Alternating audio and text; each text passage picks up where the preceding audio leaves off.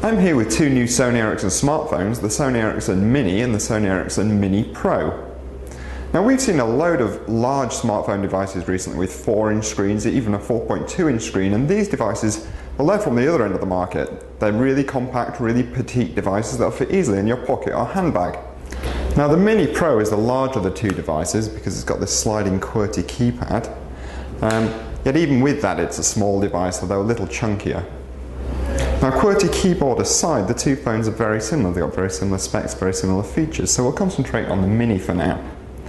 So on the front of the phone there's a 3-inch touchscreen. As I say, that's much smaller than screens we've seen on other smartphones, but it's actually larger than the screen that we saw on 2010's Xperia X10 Mini, which was 2.6 inches.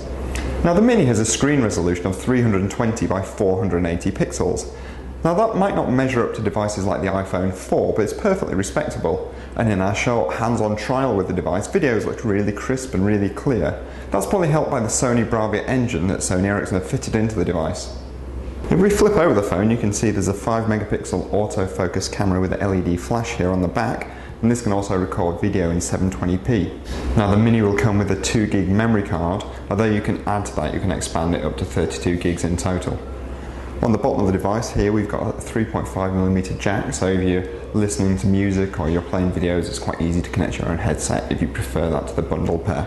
Inside the phone is a 1200 mAh battery. Now Sony Ericsson have told us that this should give about 4.5 hours of talk time. There's also a 1 GHz Snapdragon processor, that's up from 600 MHz in the previous incarnation, so everything should run pretty smoothly. Now the Mini and the Mini Pro are both Android smartphones. They run on Android 2.3.3, so you've got access to the Android market. You've also got Google Maps and Google Mail built into the devices. But Sony Ericsson have customised them slightly with their own interface, which I'm going to show you here. So we've got the 5 home screens that you can customise by adding widgets. You've also got these corner widgets, or corner shortcuts, that Sony Ericsson have introduced.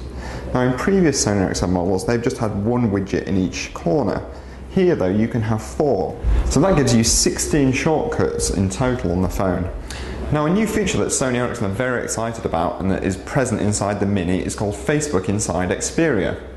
So what that does is it gives even deeper Facebook integration. Now most smartphones use Facebook, but this is a way of accessing all Facebook's different features without having to log into Facebook every time if you want to use them. Now the Sony Ericsson Mini that we've been looking at is too new to have this feature, although it will be available at launch. So we're going to demonstrate it on the new Sony Ericsson Neo. So if you look at the phone here, the first thing that we'll see is in Contacts. We go to Contacts. Now, as usual, there's all your contacts there, but if we go into one of them,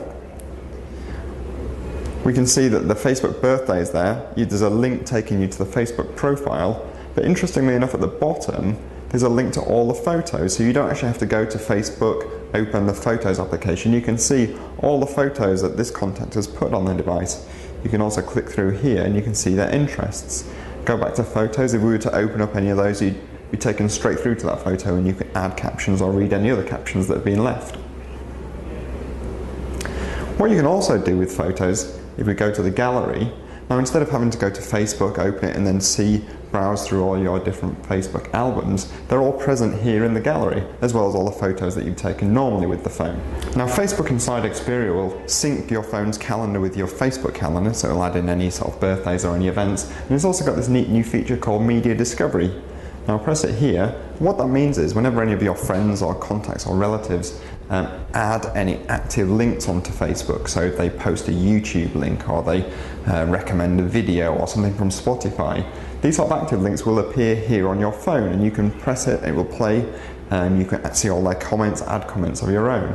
And you can also sort these at the bottom, so we've got the top links that you've been sent, all the recent ones, or you can see your own links. It's a really clever way of sort of seeing what's been posted on Facebook without having to sort of wade through all the status updates or where people might be or those sort of things. Now the Xperia and the Xperia Mini Pro will be available in Q3 this year, so we expect that to be August or September time.